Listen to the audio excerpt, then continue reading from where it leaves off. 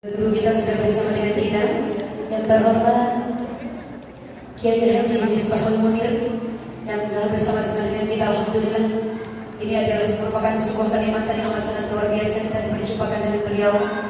Kemudian yang kita hormati pula Ustaz Farouk sebagai wasilah untuk bisa kita berjumpa dengan beliau pada hari ini. Mudah-mudahan guru-guru kita senantiasa diberikan sehat walafiat oleh Allah Subhanahu wa taala, diberikan panjang umur, diberikan keberkahan rezeki, diberikan kemudahan di dalam menjalankan dakwahnya, dan mudah-mudahan kemanfaatan ilmunya sampai kepada kita sekalian. Amin ya rabbal alamin. Yang kami hormati keluarga besar dari Majelis Rasulullah Hubbul Mustafa Kota Batam, kemudian juga keluarga besar dari Majelis Taklim Siti Aisyah, yaitu Majelis Taklim yang ada di Masjid Al-Amin yang saat ini kita tempati. Kemudian para orang tua kami, para jamaah, para hadirin wal hadirat, yang mudah-mudahan kita senantiasa dalam keberkahan Allah Subhanahu wa taala. Amin ya rabbal alamin. Alhamdulillah, mulai dari pagi tadi telah kita sama-sama membacakan surat Yasin. Kemudian juga kita telah hatamkan pembacaan Maulid Burdah karya daripada Syekh Imam Busiri. Kemudian kita juga sama-sama membaca qasidah Muhammadiyah dari karya yang sama dari Syekh Imam Busiri. Kemudian beberapa qasidah pujian-pujian kepada baginda Rasulullah sallallahu alaihi wasallam. Yang selanjutnya telah kita sama-sama mahalul qiyam dalam rangka menyambut kehadiran baginda Rasulullah sallallahu alaihi wasallam. Dan alhamdulillah telah saatnya lah kita akan mengisi daripada rohani kita dengan kajian, dengan siraman rohani yang akan disampaikan oleh guru kita. Oleh karena itu, tanpa memperpanjang waktu, kita persilahkan kepada beliau dan mohon untuk kepada kita sekalian, yuk kita buka hati, kita buka pikiran. Mudah-mudahan apa yang disampaikan oleh beliau akan menambahkan ilmu kita, sehingga ilmu yang kita dapatkan menjadi ilmu yang bermanfaat sebagai bekal untuk merubah diri kita untuk menjadi lebih baik lagi di hadapan Allah Subhanahu wa taala. Amin ya rabbal alamin. Kepada beliau, Kiai, disilakan.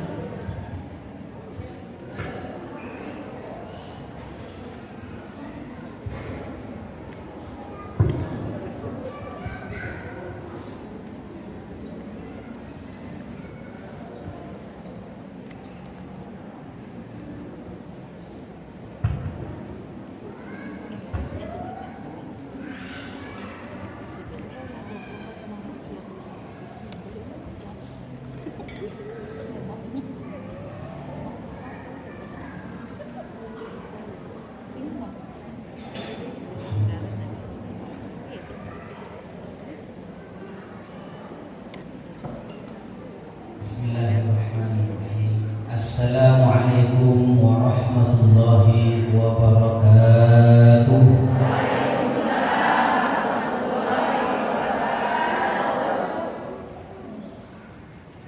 Bismillah, alhamdulillah,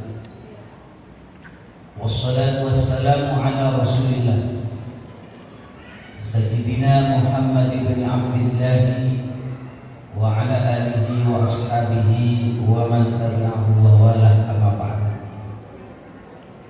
Tertal mukarramin, para alim, para ulama,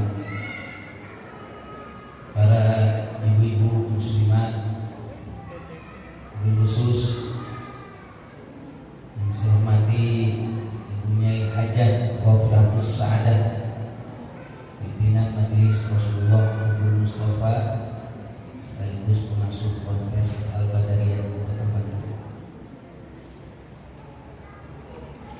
Ibu-ibu yang saya hormati, mari kita bersama-sama mengucapkan hamdalah, alhamdulillah. Kita ditakdirkan oleh Allah Subhanahu wa taala pada malam ini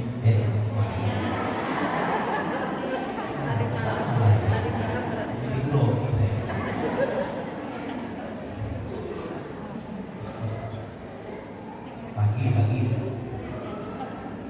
Allah Subhanahu wa taala takdirkan saya ibu-ibu muslimat Kota Batam bersilaturahim dalam rangka thalabul ilmi, menambah ilmu agar kita makin dekat kepada Allah Subhanahu wa taala.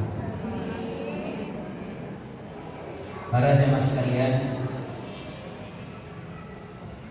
pada kesempatan kali ini masih dalam suasana peringatan Isra wal Mi'raj Nabi Muhammad sallallahu alaihi wasallam.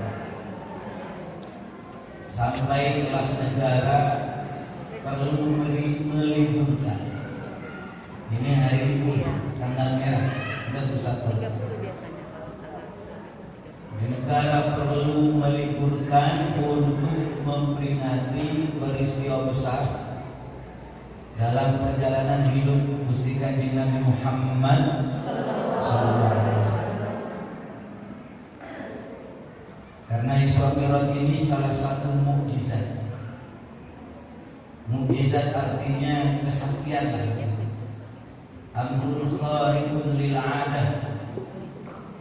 Kejadian yang di luar nalar manusia, yang tidak bisa ditandingi dan tidak bisa dilawan, bahkan akal biasa sulit untuk menalar. Karena itu peristiwa ini diabadikan di dalam Al-Quran. A'udzu billahi minasyaitonir rajim. Subhanalladzi asra bi'abdihi laylan minal masjidil haram ilal masjidil aqsa alladzi barakna hawlahu linuriyahu min ayatina innahu huwas samiul basir.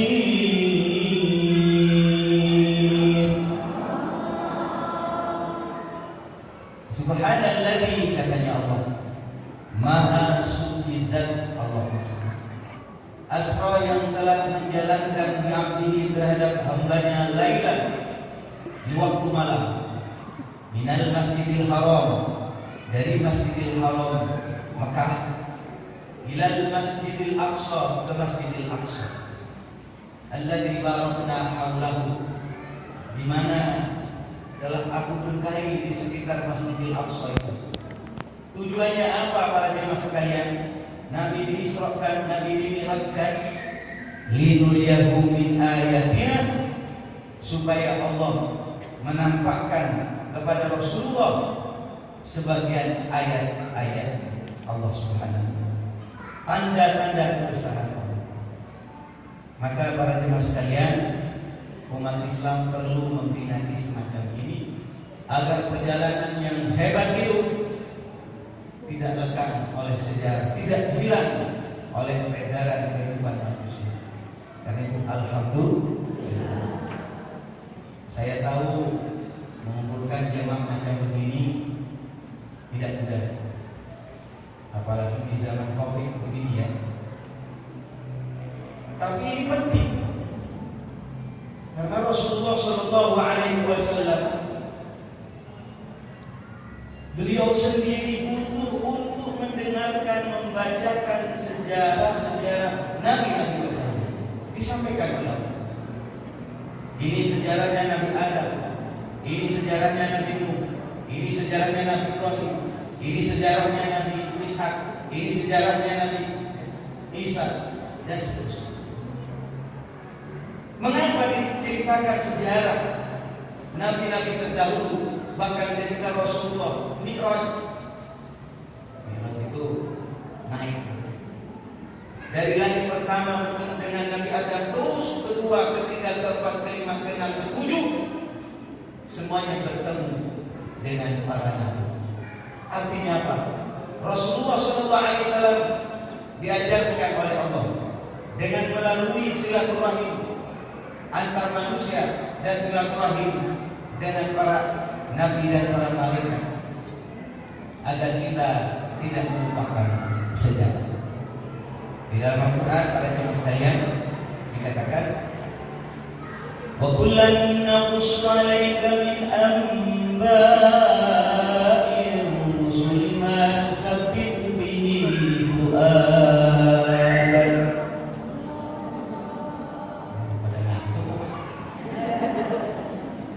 Wa kullan naqussu 'alaika min anba'ir rusuli ma nuthabbitu bihi fu'adak. Ini saya semangat. Wa kullan naqussu, masing-masing aku ceritakan katanya Allah, 'alaika kepada engkau Muhammad, min anba'ir rusul, dari sejarah para rasul. Tujuannya apa? Linsabbitu bihi fu'adak, agar hatimu hai Muhammad mantap menjalani perjuangan, mantap menjalani kehidupan. Kalau Rasulullah SAW butuh diceritakan para nabi, orang-orang soleh terdahulu, bagaimana dengan kita? Maka saya terima kasih pada panitia tadi disampaikan melalui wasilah Ustaz Fahmi telah menghadirkan saya di tempat ini. Mudah-mudahan ini bagian daripada ikhtiar kita untuk mengenang peristiwa besar di dalam agama Islam.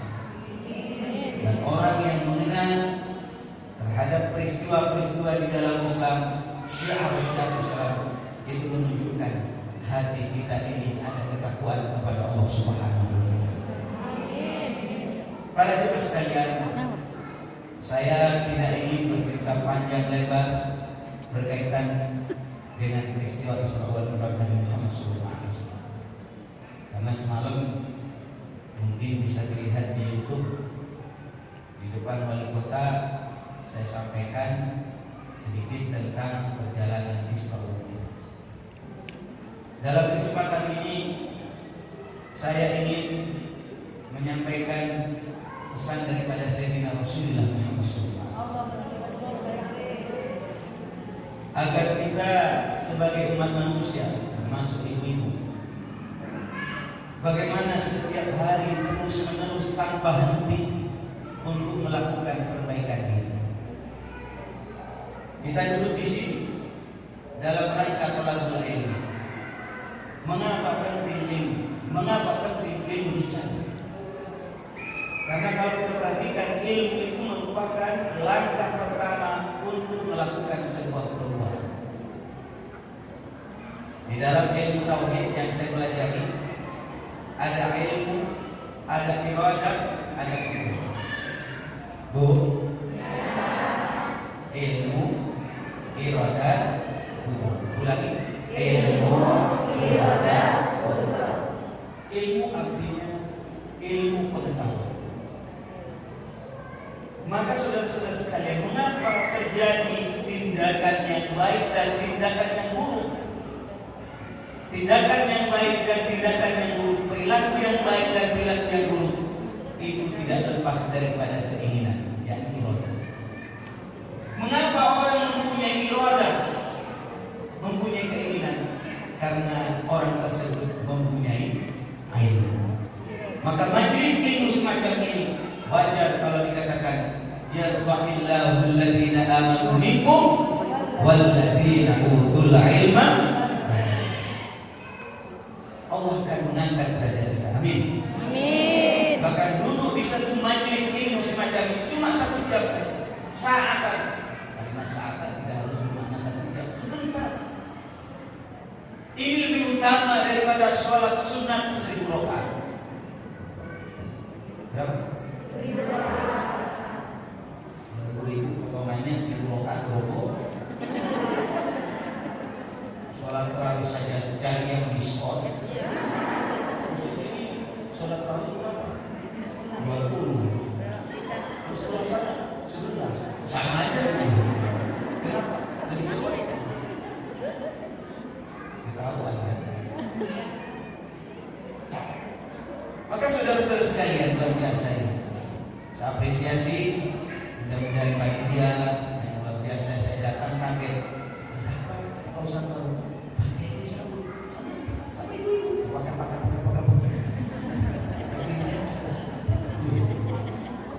Saya bilang jangan foto saya, jangan dikirim ke rumah. Tahu istri saya bisa ibu-ibu. Allahumma shalli ala Muhammad. Saudara-saudara sekalian, Rasulullah SAW pernah mengingatkan begini. Ala inna fil jasad Ketahuilah di dalam jasad manusia itu ada mudghah, ada segumpal daging yang menentukan baik dan buruk perilaku manusia.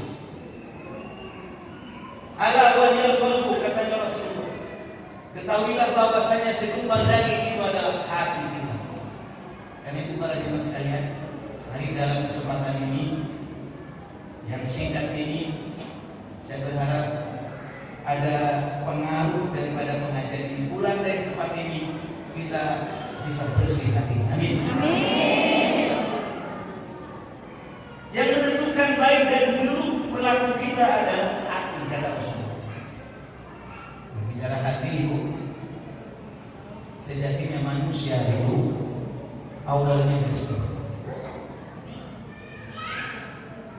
Manusia itu yuladu ala fitrah. Manusia itu terlahir dalam keadaan fitrah, dalam keadaan suci. Sehingga di dalam Islam itu tidak ada istilah dosa bawaan. Jadi saya nggak pakai ini. Kalau di agama sebelah itu ada dosa bawaan. Iya. Udah itu berarti harus dia di belakang.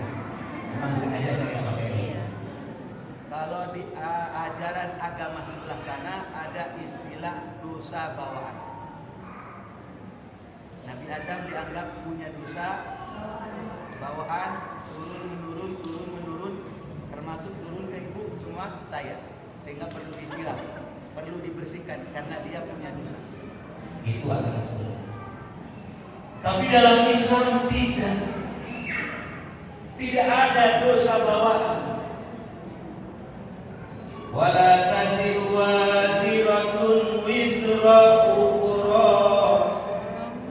Wala taziru waziratun wisra ukhra.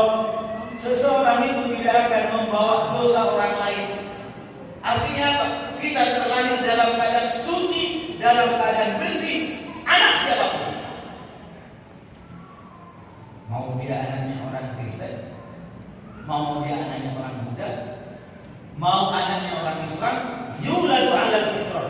Manusia terlahir dalam keadaan suci, termasuk kita. Tapi kemudian di perjalanan kehidupan, karena lingkungan orang tua, lingkungan bapak ibunya, lingkungan tetangganya, lingkungan sosial media, akhirnya hati yang menjadi kotor. Maka saudara-saudara sekalian, kita harus segera mendeteksi bapak. Bapaknya cuma apa dia? Jadi kaku, biasa ceramah di depan bapak-bapak sih.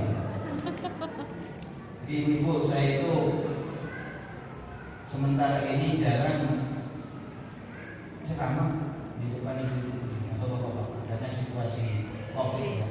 Selalu diingatkan prokes jalan, kita harus ikhtiar. Sering-sering saya itu paling ya di DPRI di acara Islami atau ketika bulan puasa itu di Kompas TV di Salur Time. Pernah lihat nggak? Pernah TV dong. TV. Kalau ibu nggak lihat TV, lihat di YouTube saja, tulis Salur Time ya di sebelah munir itu akan muncul. Ya orangnya ya ini orangnya nggak usah di belakang. Ibu-ibu sekalian yang saya hormati, sehingga kita perlu mendeteksi, perlu memeriksa apakah hati kita ini bersih, apakah hati itu kotor, apakah hati kita ini sehat, atau hati kita ini berpenyakit. Harus tahu. Awalnya bersih dia, apakah sekarang sudah kotor? Mari kita ingat apa yang disampaikan oleh Rasulullah Muhammad. Apa katanya Nabi? Awas. Salasun muhlikat, katanya Rasul. Ada 3 penyakit hati yang dapat membinasakan manusia. 3. Yang pertama, syuhun mutlaq, pelit yang diikuti. Yang nomor 2, wahawa muttaba, hawa nafsu yang tidak terkendali. Yang nomor 3, wa ijabul mar'i bi nafsi, ujub atau bangga terhadap ibadahnya sendiri, bangga terhadap ilmunya sendiri, bangga terhadap dirinya sendiri. Saudara sekalian, saya kalau membaca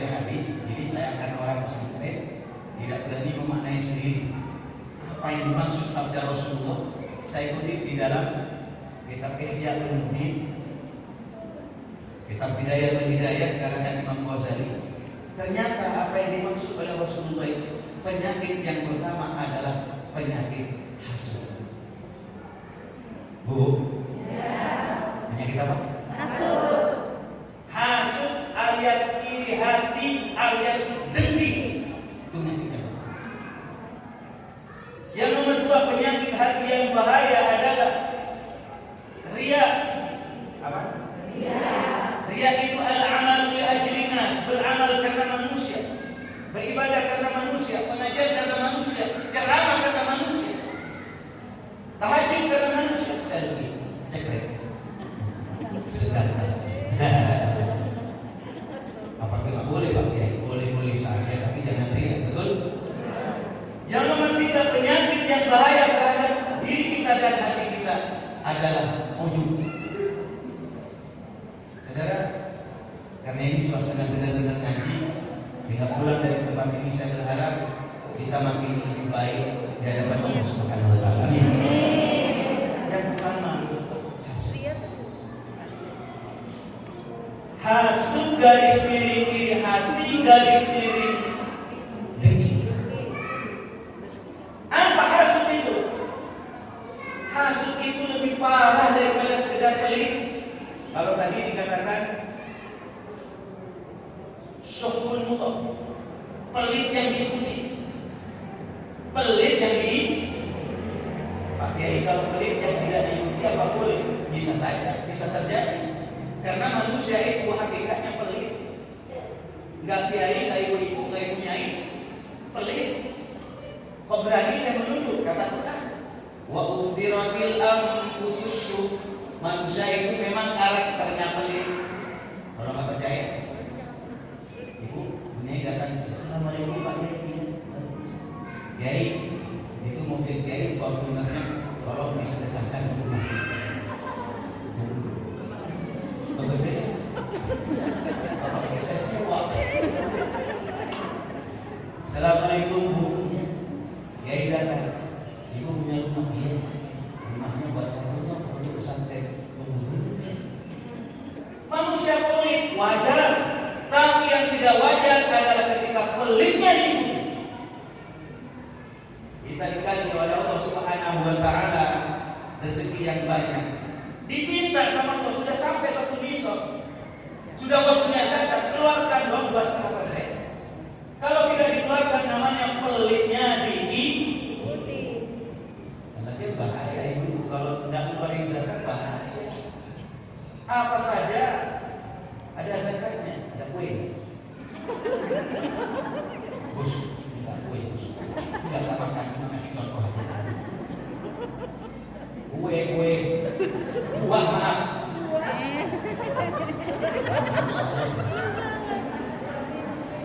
Ya Allah ya Allah, apa nih mulai? Biar gak tegang kita ngaji kok jadi tegang. Ini buah apa nih? Boleh dimakan? Boleh. Kulitnya dibuang? Iya. Kulitnya jangan dimakan? Jangan. Benar kan? Ini apa ini? Boleh dimakan? Boleh. Kulitnya jangan dimakan ya? Iya. Gak usah diajari lagi. Ini sebenarnya ada filosofi, setiap apapun di sekeliling kita ada zakatnya. Jangan ditelan semua. Betul-betul. Jadi kalau kita dikasih waktu sama Allah 24 jam sehari semalam, dipanggil zuhur, asar, maghrib, isya, subuh. Kalau ibu tidak memenuhi panggilan Allah, tidak mau sholat, namanya pelitnya itu. Setahun silahkan makan, boleh. Kulu washrabu, makan minumlah. Tapi bisa nanti bulan Ramadan dikatakan kutiba alaikumussyam, diwajibkan kepada kamu berpuasa. Maka ketika engkau tidak melaksanakan puasa, pelitnya itu. Ini tidak boleh.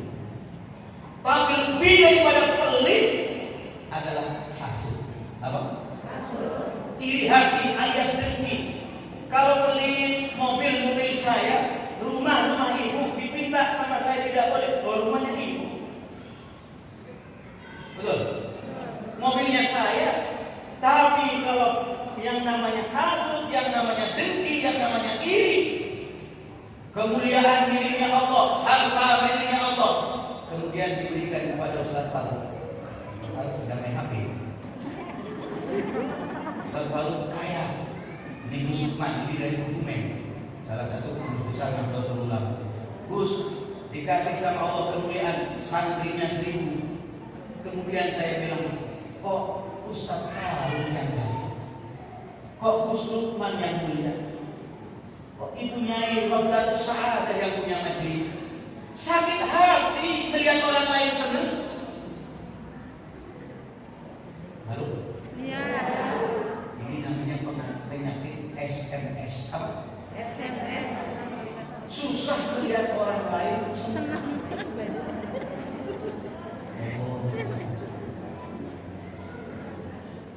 Susah melihat orang lain senang. Kalau orang senang, beli rumah, sakit dada. Tetap beli mobil, sudah. La ilaha illallah. Jangan dipelihara. Jangan dipelihara sifat hasud ini, jangan.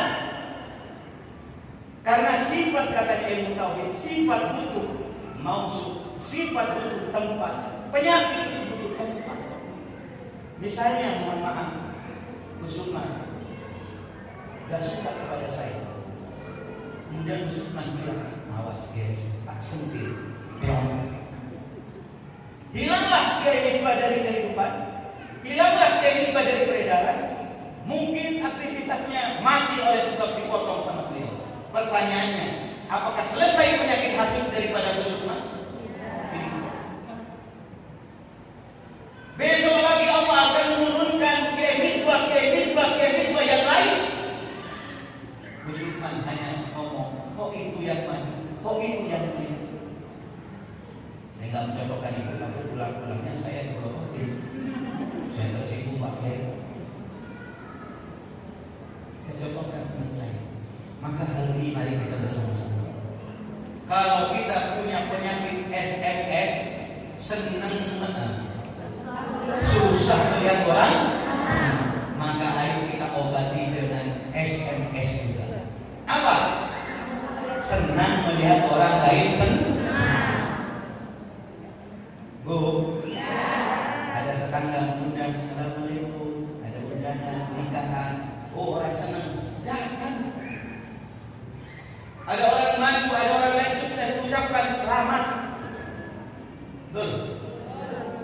Senang melihat orang lain senang. Ini insya Allah pribadi kita akan menjadi pribadi yang hebat.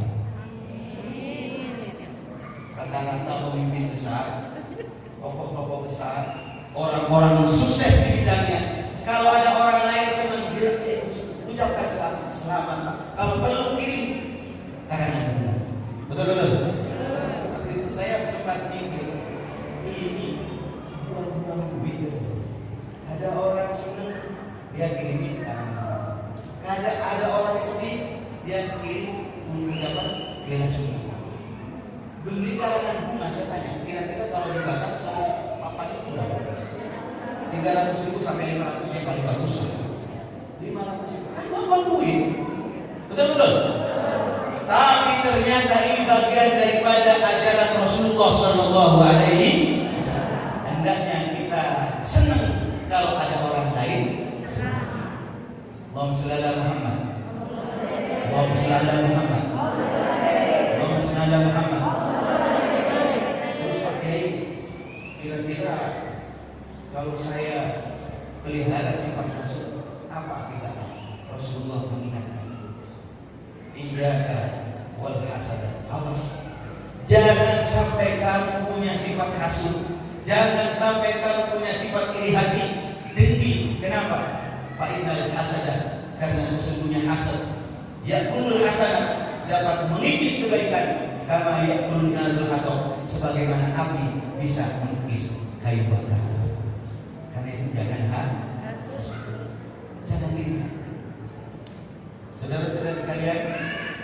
dunia capek orang tersebut. Capek. Lihat orang maju sakit hati. Lihat orang sukses sakit dada. Lihat orang beli rumah pingsan. Di dunia capek, iya di dunia. Wala adzabul akhirati akbar. Besok di akhirat lebih pedih. Allahumma shalli ala Muhammad. Yang kedua para jemaah sekalian. Ini karena pengajian dia. Ini serius saya. Yang nomor dua penyakit yang perlu kita jaga jangan sampai menempel di dalam hati kita adalah riya.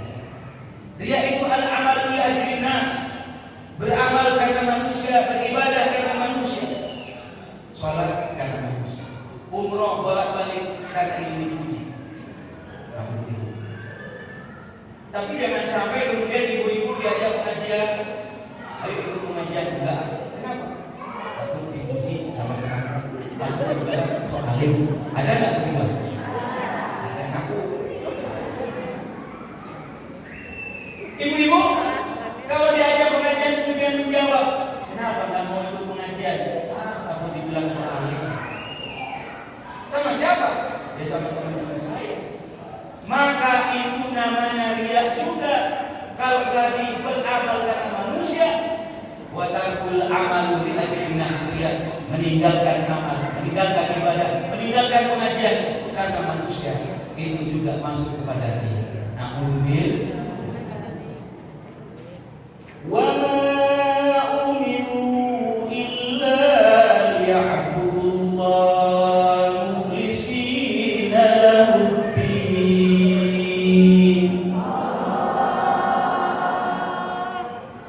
Kita ini tidak diperintahkan kecuali agar ketika ibadah karena Allah Subhanahu wa ta'ala.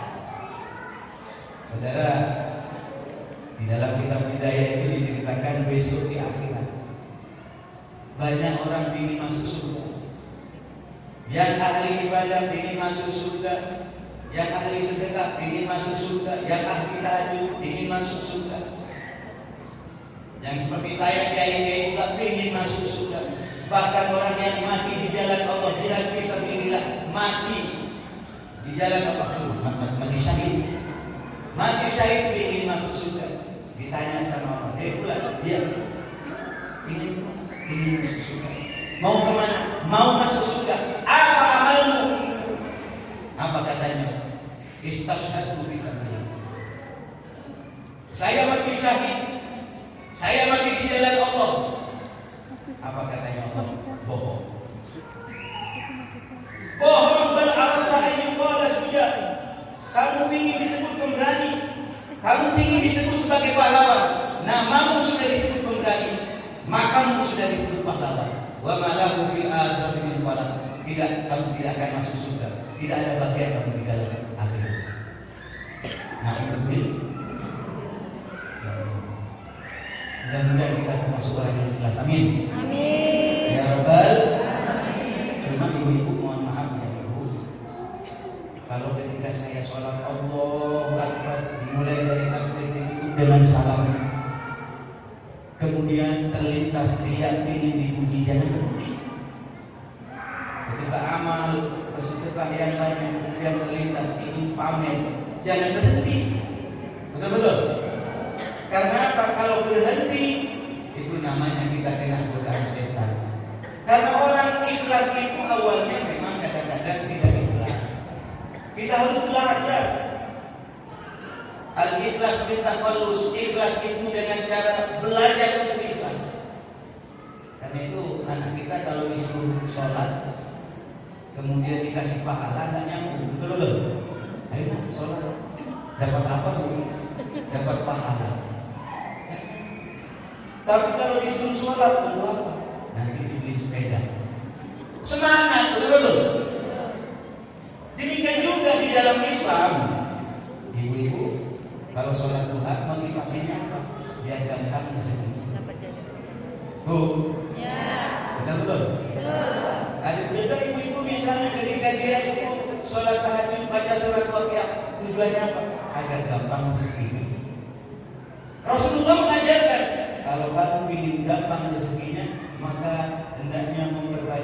istighfar. Betul?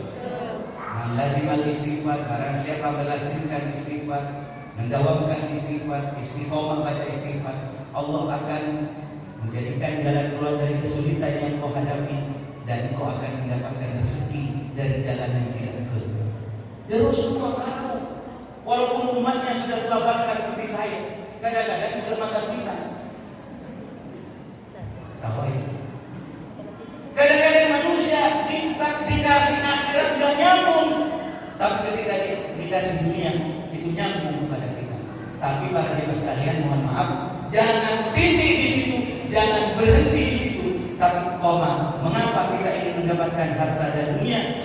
Tujuannya karena ibadah kepada Allah Subhanahu wa Ta'ala. Dan itu doa mohon kepada Allah, Rabbana la tu'akhidna in nasina aw akhtana, Rabbana wa la tahmil 'alaina isran kama 'amaltahu 'alal ladzina min qablina, Rabbana wa la tuhammilna ma la taqata lana bih, semuanya, wa'fu 'anna waghfir lana warhamna anta maulana fansurna 'alal qaumil kafirin. Mohon kepada Allah, Rabbana la tu'akhidna in nasina aw akhtana. Kalau saya salah, kalau saya lupa ya Allah, mohon maaf ya Allah. Betul? Jadi jangan berhenti lantas di tengah jalan. Allahu Akbar, Bismillahirrahmanirrahim, Alhamdulillahirabbil alamin, sampai salam. Di tengah-tengah ada keinginan, ingin dilirik sama orang, ingin disebut sama orang, ingin dipuji sama orang. Jangan berhenti. Apalagi imam-imam kelas seperti saya. Kelas seperti saya, ulama-ulama sekarang kan. Sayyidina Ali karramallahu wajhahu. Bu, kalau ada nama sahabat, tolong biasakan. Kalau Sayyidina Abu Bakar, jawab radhiyallahu. Sayyidina Utsman, radhiyallahu. Sayyidina Umar, radhiyallahu. Sayyidina Ali karramallahu wajhahu radhiyallahu. Agar kita beda dengan kelompok sebelah, ada orang Islam Abu Syah. Mereka itu kalau menyebut Abu Bakar bukan radhiyallahu anhu, tapi Siti Aisyah fina di neraka. Kalau orang ngaku Ahlu Sunnah wal Jamaah, apalagi saya lihat mulai tadi ada baca Burda, apalagi Qasidah Muhammadiyah, apalagi tadi saya ikuti bacaan ya Nabi sallallahu alaihi wasallam. Semua ini adalah amalan di kalangan Ahlu Sunnah wal Jamaah, dan semuanya ada dasarnya, ada dalilnya, baik Quran maupun hadis. Di antara ciri daripada Ahlu Sunnah wal Jamaah, kalau disebut para sahabat menyebut radhiyallahu. Sampai-sampai kalau kita sholat tarawih, al-khalifatul ula Sayyidina Abi Bakr As-Siddiq radhiyallahu. Betul? Sama kan? Kenapa disebut semacam itu tanpa sadar sebenarnya ingin mengajarkan hormatilah para sahabat? Karena Rasulullah mengingatkan, ashabi kan nujum, sahabatku itu seperti bintang di langit. Di ayyihim ihtadaitum, di mana saja kamu ikut para sahabat, kamu akan dapat petunjuk. Karena itu kalau saya besok Jumat ya, kalau Jumatan di sini ketika khutbah itu ada kalimat yang nggak sadar para jamaah. Jadi khotib-khotib itu menyampaikan warḍa'il khulafa'ir rasyidin alladziina qadu bil haqqi wa kanu bihi ya'dilun, Abi Bakr wa Umar wa Utsman wa Ali. Ada kalimat itu. Apa maksudnya? Ingin memberi kampanye, pemberitahuan kepada masyarakat agar hormat kepada para sahabat. Ini ciri daripada pengikut Ahlu Sunnah. Saya kok sampai sini ceritain. Kembali kepada pelajaran, kembali kepada laptopnya nggak mau. Bu, jadi kalau terlintas di perjalanan ketika kita ibadah, ketika melaksanakan umroh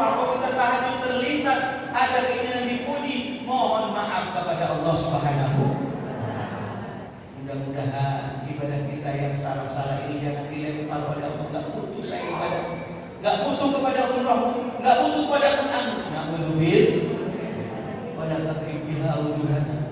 Jangan sampai Allah kau pukulkan kembali ibadahku kepada wajahku. Wa sallallahu Muhammad. Wa sallallahu Muhammad. Yang nomor 3 para jemaah sekalian. Mengajar panjang-panjang. Ibu cukup ketemu saya, setelah itu boleh nantinya di YouTube. Mengajar bebas ada, gampang, yang penting punya pulsa. Yang nomor 3 para jemaah sekalian, penyakit yang harus kita jaga jangan sampai merasuk ke dalam hati kita adalah ujub. Ujub itu apa? Bangga terhadap dirinya sendiri, merasa dirinya suci, orang lain kotor. Namun bergemuruh di dalam hatinya, ana khairum minhu, aku lebih baik daripada dia. Ini namanya ucapan iblis. Mohon maaf, silakan ibadah yang banyak, baca sholawat yang banyak, silakan baca Quran yang rajin, tahajud jangan sampai kosong. Tapi pegang hati kita, jangan sampai ada kesombongan, merasa dirinya orang yang paling suci, orang lain kotor. Dirinya ahli surga, orang lain ahli neraka. Na'udzubil. Sultanul Auliya Syekh Abdul Qadir Al-Jilani radhiyallahu anhu pernah mengingatkan, kun 'indallah khairan nas. Jadilah engkau menurut Allah orang yang paling baik. Silakan ibadah, perbanyak ibadah, Qur'annya, sedekahnya, sholawatnya, istighfarnya, tahajudnya. Tapi tetap wa kun 'indan nafsi syarrun nas. Jadilah engkau menurut dirimu orang yang paling hina, orang yang paling banyak dosa. Betul-betul. Saya ketemu dengan ibu, lebih baik ibu. Kenapa? Ibu yang lebih sepuh. Saya masih muda. Saya pegang tongkat ini cuma exit kan di depan kamera saja. Karena saya biasanya kalau pegang tongkat ini niatnya ittiba kepada Rasulullah, bukan gaya-gaya, bukan. Rasulullah itu pegang tongkat, jenderal pegang tongkat pohon dulu. Nabi Musa pegang tongkat, saya juga pegang tongkat, bukan gaya-gaya saja, tapi memang ikut Rasulullah Sallallahu Alaihi Wasallam. Karena berpahala. Pakai surban, kenapa pakai surban? Bukan ganteng-gantengan, bukan. Karena pakai surban diberitahu oleh Rasulullah Sallallahu Alaihi Wasallam. Dan itu saya berharap mudah-mudahan nuansa keilmuan saya tersampaikan kepada masyarakat, terasa sejuk dan terasa mendamaikan. Amin. Ya Rabbal. Jadi ibu harus punya perasaan. Misalnya saya ketemu dengan ustazah yang lebih baik. Kenapa? Ilmunya lebih baik. Ketemu sama anak kecil, ada yang lebih baik. Kenapa? Dosa. Ketemu sama kiai, kita katakan kiai yang lebih baik. Kenapa? Loh, kiai ilmunya lebih baik. Sampai kalau kita ketemu dengan orang kafir, maaf ya, agak ekstrim. Ketemu sama orang non muslim, jangan mentang-mentang saya Islam pasti masuk surga. Kan kafir pasti masuk surga. Bu, tahan. Jangan ada kesombongan, jangan ada kecongkakan. Loh Pak Kiai, bukankah di dalam Al-Quran disebutkan bahwasanya orang kafir akan masuk neraka? Oh iya benar. Bukankah di dalam Al-Quran dikatakan innad dina indallahil, agama yang benar di sisi Allah adalah agama Islam.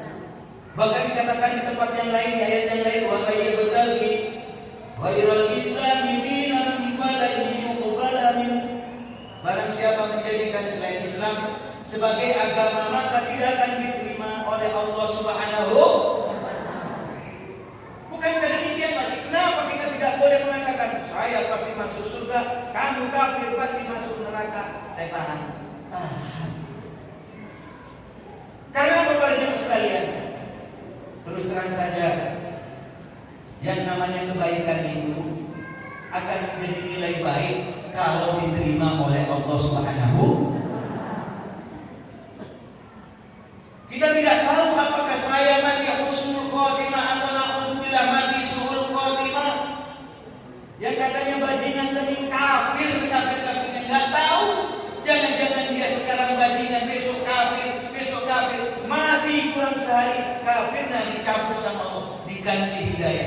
siapa yang mau menghalang-halangi Allah?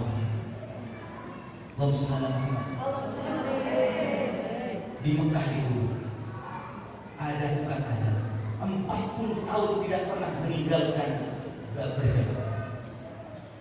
Ada di Masjidil Haram 40 tahun. Tapi ternyata naudzubillah matinya tidak membawa iman. Di zaman Bani Israel dulu ada namanya Kiai Barsisok. Kalau di dalam kitab Turatul Nasin ada. Kiai Barsisok itu ahli ibadah, siang ibadah, malam ibadah, siang berjuang, malam qiyamul lail. Bangun malam betul. Tapi ternyata Kiai Barsisok walaupun punya santri 1000 dan 1000 semua bisa terbang. Akhir daripada kehidupan Kiai Barsisok matinya su'ul khotimah. Karena apa? Karena Kiai Barsisok itu pada waktu itu digoda sama iblis, disuruh milih 3, disuruh zina, disuruh mencuri, disuruh berzina, apalagi minum khamar, terus sama membunuh. Disuruh salah satunya milih, kamu berzina, katanya Kiai Barsisok. Oke, aku berzina. Membunuh, enggak loh. Kalau ketahuan polisi saya ditangkap. Begini aja lah, tipis-tipis saja. Minum khamar. Oh boleh minum khamar, tapi nggak ada kamera, nggak ada. Yang lihat nggak ada. Akhirnya para jemaah sekalian, minumlah Kiai Barsisok. Minum apa? Dia namanya Kiai, nggak pernah minum. Gimana rasa kebelasannya langsung langsung setelah mabuk hilang akal. Yang menyebut orang perempuan berzina. Setelah berzina dia ketakutan. Loh, saya kok minum, saya kok berzina? Nggak ada. Cuma ada anak kecil yang lihat berbahaya itu kalau cerita orang lain, sama saya bisa dibunuh. Halo? Ya. Gara-gara khamar, gara-gara miras, dia berzina, dia membunuh. Karena itu saya sebut kemarin Majelis Ulama Indonesia, Nahdlatul Ulama Muhammadiyah bersuara keras, jangan biarkan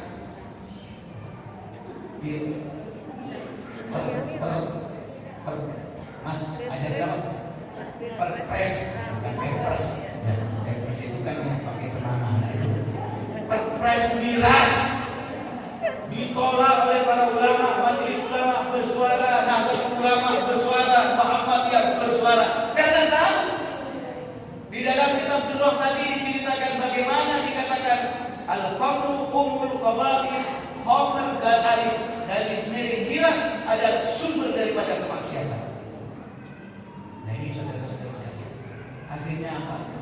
Akhirnya Kiai Barsisok mau tobat dan sempat tobat. Sebelum tobat nyawanya sudah diambil sama Allah, mati dengan keadaan suhul. Allahumma shalli ala Muhammad. Allahumma shalli ala Muhammad. Mari kita bersama-sama, jangan ada kesombongan. Betul? Ibadah silakan, baca Quran yang banyak silakan, sedekah yang banyak silakan. Dia akan menjadi baik kalau diterima oleh Allah. Pertanyaannya, ibadah saya diterima atau tidak? Tahu apa tidak? Tahu apa tidak? Ibu tahajud diterima atau tidak? Tidak tahu. Ketika saya bersedekah tidak tahu diterima atau tidak. Ketika kita baca Quran diterima atau tidak? Tidak tahu. Kalau tidak tahu kenapa harus sombong? Kita masuk surga atau masuk neraka? Tidak ada yang tahu. Kan itu tahu untuk rendah hati. Betul-betul. Rendah hati. Didapat sama siapapun, ibu yang lebih baik, bapak yang lebih baik, adik yang lebih baik. Kalau ini yang kita lakukan, kita akan saling menghormati satu dengan yang lain. Cuma jangan begini Pak, loh Pak Kiai, kalau sama-sama nggak jelas, mendingan nggak usah ada pengajian. Bu, ya. Yang ibadah belum tentu masuk surga, yang nggak ibadah belum tentu masuk neraka. Yang Islam belum tentu masuk surga, yang kafir belum tentu masuk neraka. Ya kalau begitu ya tidur aja, bubar aja masjid. Bukan begitu para jemaah sekalian. Yang ibadah belum tentu masuk surga, apalagi yang tidak. Yang Islam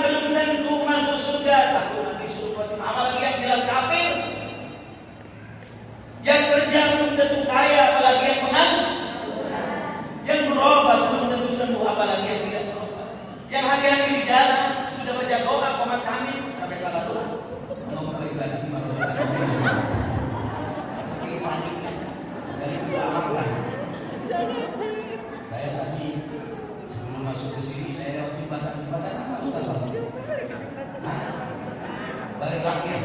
Foto-foto dulu. Saya lihat ke bawah, aduh. Lalu lalu juga saya. Allah memberikan lagi. Salah pakai itu nggak makan.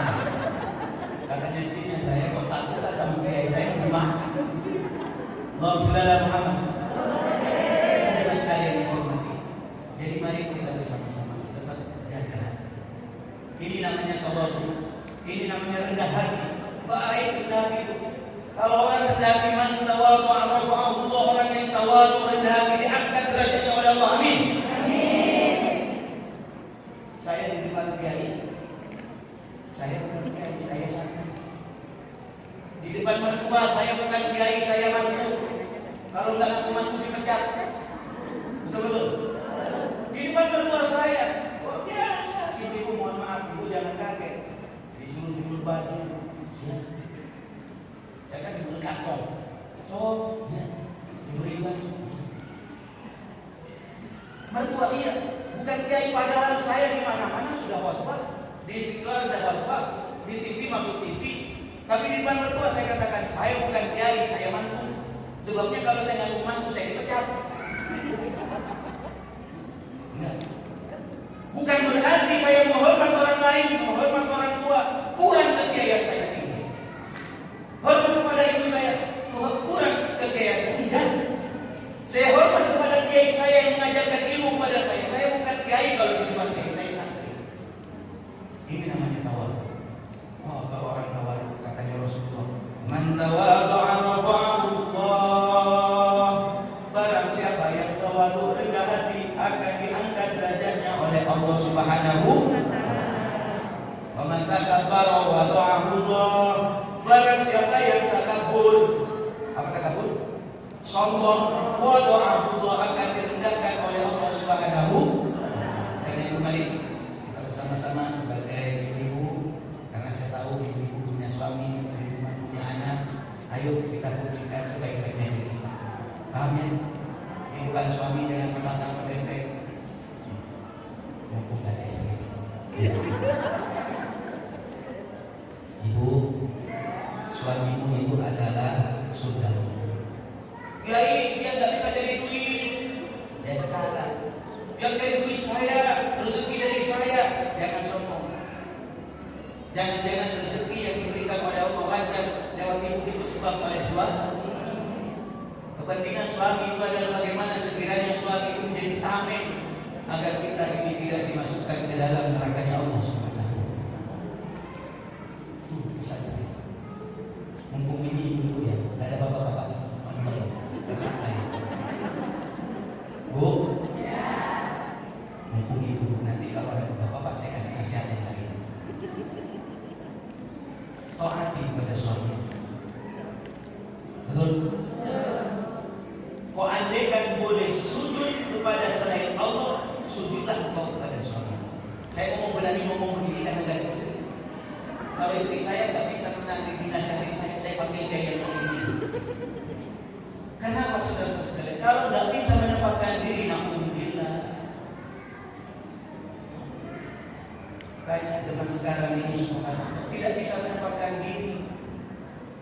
Akhirnya yang terjadi, kalau saya mengatakan ini surban saya dengan sabun saya, kalau diukur lebih mahal sabun saya. Surban lebih murah. Tapi walaupun surban lebih murah, tetap posisinya kan sarung di bawah. Saya punya sepatu mahal, harganya bisa 2 juta, 3 juta. Tetapi walaupun sepatu itu mahal, tetap posisinya di surban lebih murah, tetap di atas. Itu maksudnya apa? Saya kasih nasihat kepada ibu dalam masalah ini. Ada ceritanya seorang perempuan yang taat kepada suaminya. Suaminya masuk surga, mertuanya masuk surga, orang tuanya sendiri masuk surga. Karena apa? Karena ibu ini taat kepada suami. Bilang sama suaminya, kamu jangan keluar itu. Sampai kapanpun jangan keluar. Ada apa saja jangan keluar. Kecuali saya sudah keluar. Di dalam tengah-tengah peristiwa itu, orang tua daripada orang perempuan ini sakit. Semua menyebut, Bu, bapaknya sakit. Tidak bisa, saya bilang sama suami. Sampai sakaratul maut,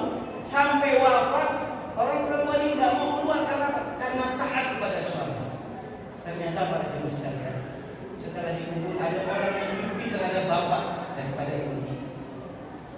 Di dalam kuburnya dirahmati oleh Allah Subhanahu wa Ta'ala. Mengapa dirahmati? Jawabannya karena barokah taatnya anak kepada suami. Muhammad sallallahu alaihi Muhammad. Mudah-mudahan kita termasuk orang-orang yang saleh. Amin. Dari Allah Subhanahu wa Ta'ala. Amin ya rabbal